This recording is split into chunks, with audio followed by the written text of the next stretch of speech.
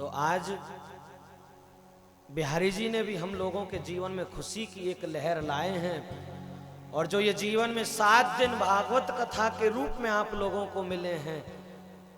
मैं एक बात व्यासपीठ से हमेशा कहता हूं कि भागवत की कथा में जाना, मंदिर में जाना, ये हम लोगों के बस की बात नहीं होती कि हम लोगों ने जाकर के मंदिर में हम गए।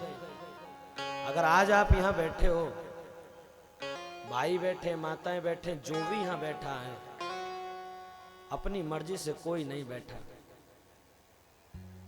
जिस पर परमपिता परमेश्वर जगत जगदीश्वर ने कृपा की है ना, और जो उस कृपा का पात्र बना है, वही ठाकुर जी की कथा में जा सकता है और वही ठाकुर जी की कथा सुन सकता है। बंधुओं, बोलो राधे राधे राधे राधे। बिना ठाकुर की कृपा के संभव नहीं। सतचित आनंद रूपी और तीनों तापों को मिटाने वाले भगवान श्री कृष्ण के चरणों में हम प्रणाम करते हैं।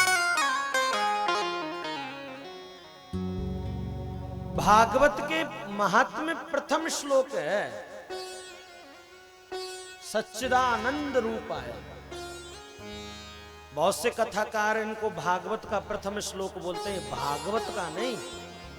ये भागवत में जो महात्म्य दिया गया है, उस महात्म्य के अंदर ये श्लोक, ये महात्म्य स्कंद पुराण से लिया गया है।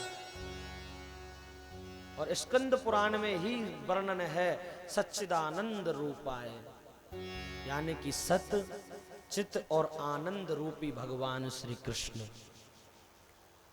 अगर इस धरती पर अगर कोई अटल सत्य है तो वो केवल परमात्मा का नाम है।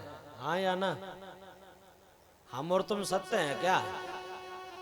बोलिए। अगर इस धरती पर कोई सच्चा है तो वो मेरे ठाकुर का नाम है प्यारे। जो मेरे बाद भी था, आज भी है, और हमारे जाने के बाद भी रहेगा। इस नाम को कोई नहीं मिटा सकता, कोई नहीं। और जानते भी सब हैं, लेकिन मानता कोई कोई है। जब किसी की अंतिम यात्रा निकलती है ना, तो ये अंतिम यात्रा में जाने वाले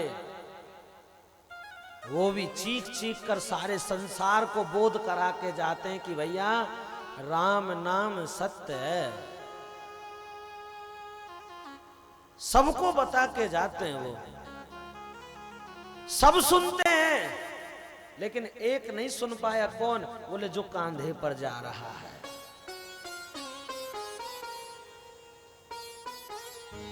भागवत का वर्णन है कि ये भागवत हमको जीना नहीं, ये भागवत हमको भगवान के चरणों में समर्पित होना, भगवान के चरणों में जुड़ना सिखाती है साहब। आज भागवत प्रारंभ हो रही है। पहले तो भागवत का मतलब क्या है, भागवत की डेफिनेशन क्या है, भागवत कहते किसे हैं। इस कलयुग में अगर भगवान श्री कृष्ण का साक्षात दर्शन अगर किसी को करना है, तो भागवत कलयुग में साक्षात भगवान कृष्ण का ही रूप है, ये अलग नहीं है।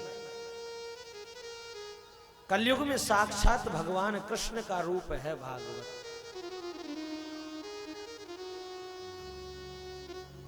ये सत्य से बोध कराती है मनुष्य को।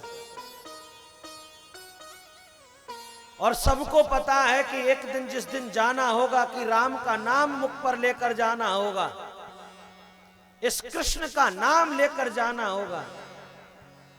लेकिन कमी कहां रह जाती है साहब? कमी रह जाती है दुनिया के मोह माया के बंधन में। और मोह माया का बंधन क्या है?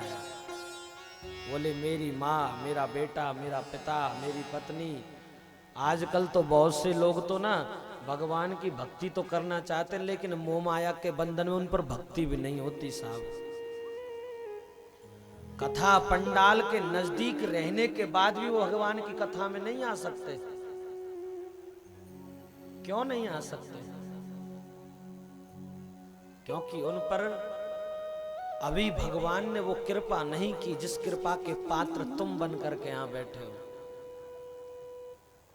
एक बात भागवत को प्रारंभ करने से पहले कह देना चाहूंगा बंधुओं, अगर इस जमीन पर यहां आकर के बैठो तो अपने अंदर अभिमान लेकर मत बैठना।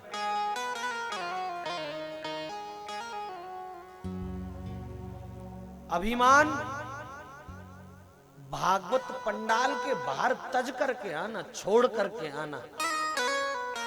यहां बैठो तो जाति में बंद कर मत बैठना। यहां बैठो तो अपनी धन, अपनी मान, अपनी प्रतिष्ठा को बढ़ाने के लिए नहीं, भगवान की भक्ति को पाने के लिए बैठना साहब।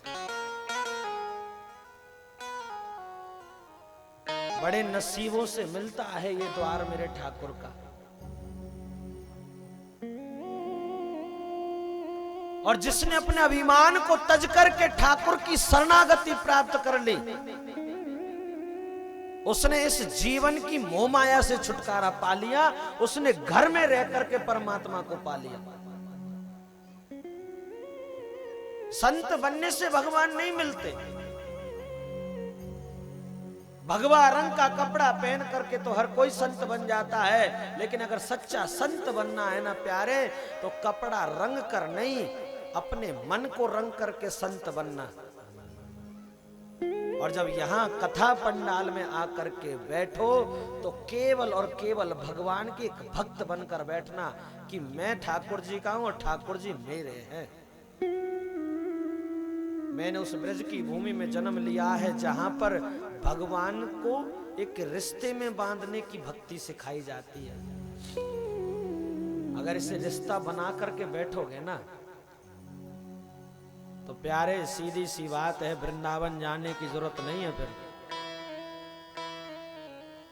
एक संबंध हो मीरा के जैसा, एक संबंध हो नामदेव के जैसा, एक संबंध हो नरसी के जैसा, एक रिश्ता बना करके इस जगह पर बैठना। और ये 7 दिन जीवन में फिर लौट कर नहीं आने वाले, ये सोचना। क्योंकि हम लोगों को पता नहीं है पल की और हम बात करते कल की, हाँ या ना। हर दिन को अपने जीवन का आखिरी दिन समझ करके जीना कि आज मेरे ठाकुर ने जो ये जीवन दिया है तो आज ठाकुर जी के लिए ही गुजार दूंगा साहब।